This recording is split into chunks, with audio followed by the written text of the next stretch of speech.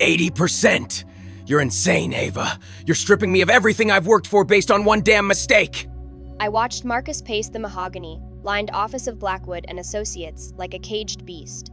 Just days ago, I had broadcasted his office affair with his secretary, Chloe, to every employee at Aratech. I had forced him to sign a misconduct confession to save the IPO, effectively handing me the leash to his neck. Now he was realizing that the leash was a noose. It wasn't a mistake, Marcus. It was a lifestyle choice. And the 80% isn't just a number. It is the price of your betrayal. You breached the morality clause we signed when Aratech was funded. Did you really think I wouldn't use it? We were a team. I'm the face of this company. The investors believe in me, not some tech geek hiding in a server room. Then let the face explain to the SEC why he used company marketing funds to pay the down payment on his mistress's luxury condo. My lawyer, Mr. Blackwood, has the wire transfer receipts. Would you like to see them? Or shall we just sign the papers? You've been tracking me for months? You heartless, cold-blooded bitch? Correction. Marcus, I was protecting my assets. Now sign. You get 20% of the liquid cash and your remaining shares. It's more than you deserve for a man who forgot who built his throne. He grabbed the pen so hard I thought it would snap. His signature was a jagged scar on the paper. He threw the pen across the room and stormed out, leaving the scent of desperation behind. But I knew this wasn't the end. Men like Marcus don't go away quietly. They wait for a chance to strike back. Where is she? Where is that gold-digging viper? The glass doors of the Sterling Suite, my new high-tech lifestyle showroom, nearly shattered as my former mother-in-law, Eleanor Thorne, barged in. She was draped in Chanel and dripping with the kind of entitlement that only decades of Marcus's money could buy. Eleanor, I see your manners are as impeccable as ever. Are you here to buy a smart treadmill, or are you just lost on your way to a plastic surgeon? How dare you speak to me like that?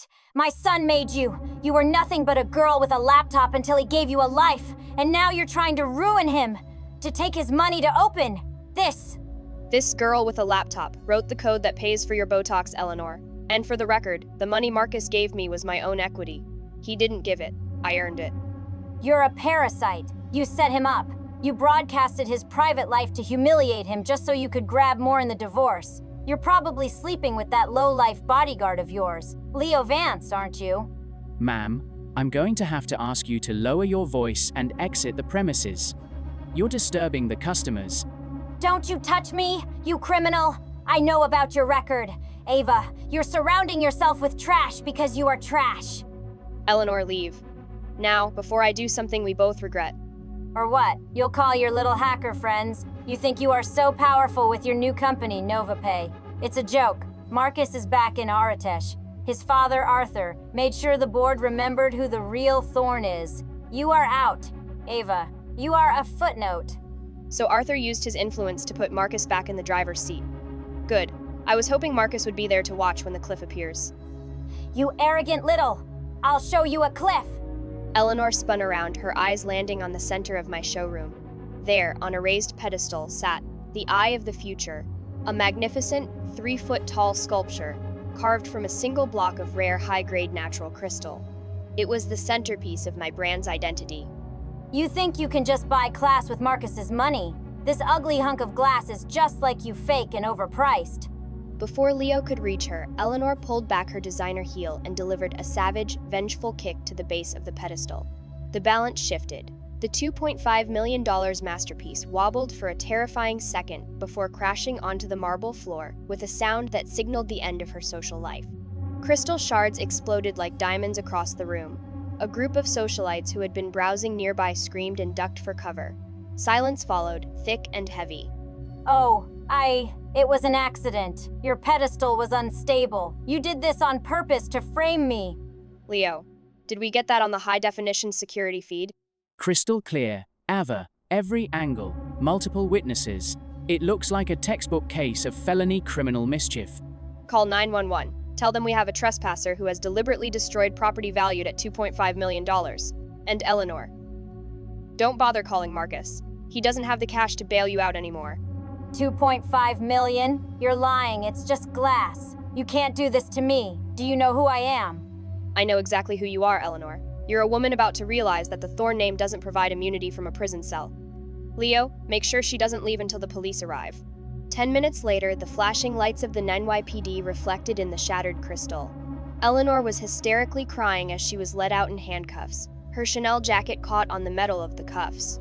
The socialites were already posting the video to Instagram. By tonight, the Thorne family would be the laughingstock of Manhattan. Ava, you've gone too far this time.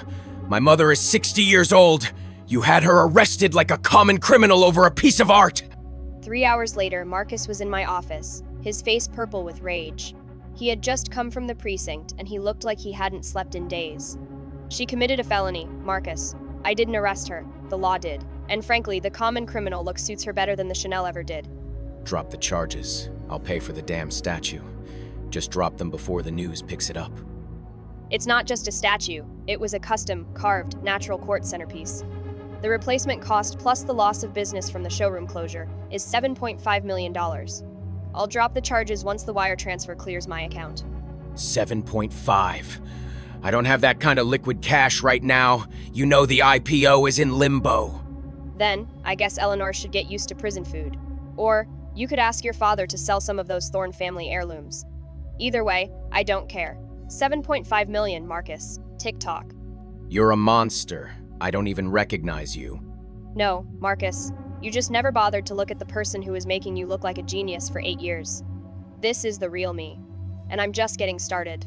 Marcus left, shaking with a mixture of fear and fury. He eventually sent the money, a massive chunk of his remaining capital.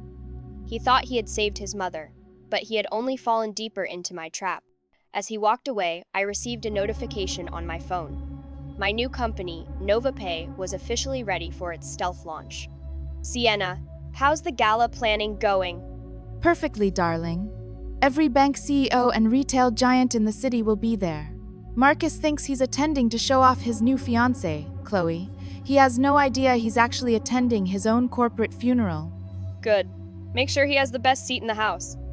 I want him to see every face when the news breaks. You're ruthless, Ava. I love it, but tell me, are you ready for the secret weapon? The one that involves Arthur Thorne's offshore accounts? The evidence is ready. Marcus isn't just going to lose his company. The entire Thorne lineage is going to be erased from the financial history of this city. Marcus Thorne thought he had won by getting back his CEO title. He thought his mother's arrest was just a minor setback. But what happens when the gala begins and the person Marcus trusts most hands him a drink that's poisoned with the truth? Why is Arthur Thorne suddenly liquidating his assets in a panic? And what is the ghost protocol Ava just activated? You won't believe the level of destruction about to hit the Thorne family. Find out in the next episode.